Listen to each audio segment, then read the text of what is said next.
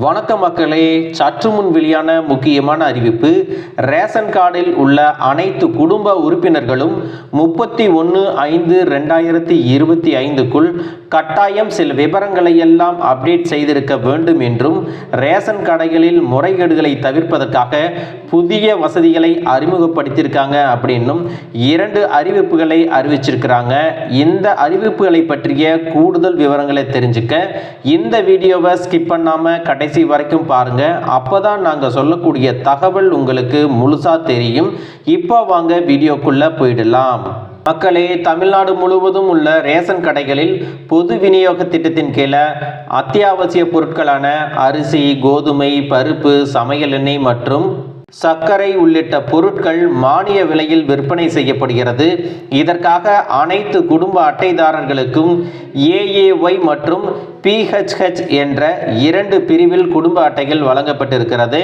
இப்படிப்பட்ட நிலையில் பெரம்பலூர் மாவட்ட ஆட்சியர் கிரேஸ் பெரம்பலூர் மாவட்ட மக்களுக்கு ஒரு முக்கிய அறிவிப்பை வெளியிட்டிருக்காரு.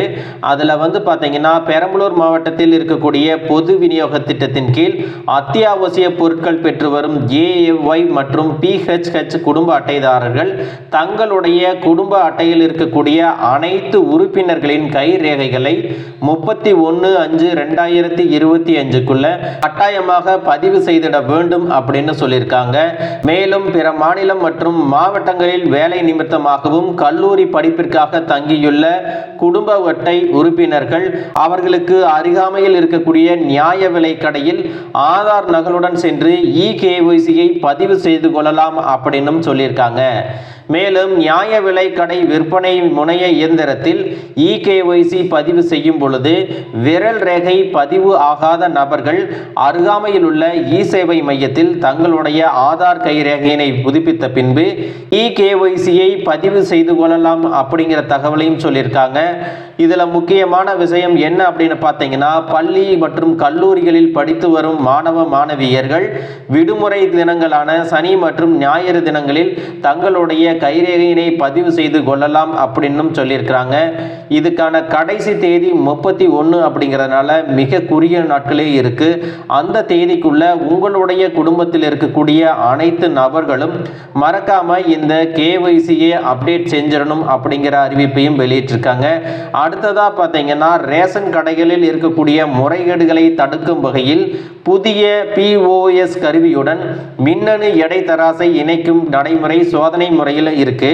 தமிழ்நாட்டில் இருக்கக்கூடிய ரேஷன் கடைகளில் POS கருவி மூலம் ஸ்மார்ட் கார்டு ஸ்கேன் செய்து நுகர்வோரின் விரல் ரேகையை பதிவு செய்த பின்னர் ரேஷன் பொருட்களை கொடுத்துட்டு வராங்க.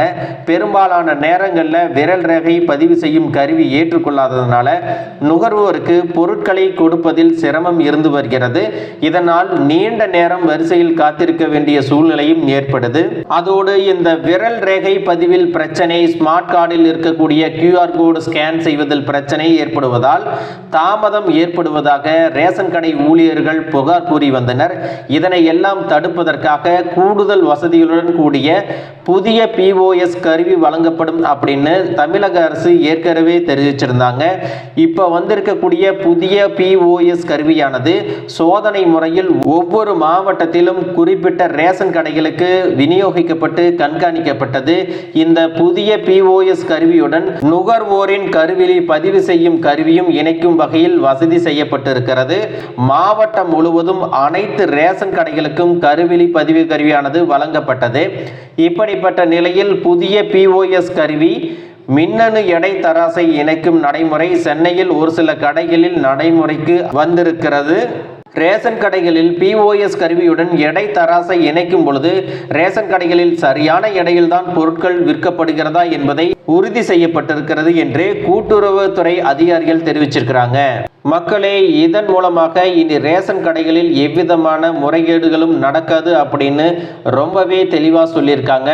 மக்களே, இந்த தகவல் உங்களுக்கு ரொம்பவே பயனுள்ளதாக இருந்திருக்கும் அப்படின்னு நினைக்கிறேன். இது போன்ற அரசு அறிவிக்கிற அனைத்து உண்மை அப்டேட்டுகளையும் தெரிஞ்சுக்க நம்ம சேனலை சப்ஸ்கிரைப் பண்ணுங்க. வீடியோ பிடிச்சிருந்தா ஒரு லைக் பட்டனையும் தட்டி விட்டுருங்க. தேங்க்யூ ஃபார் வாட்சிங்.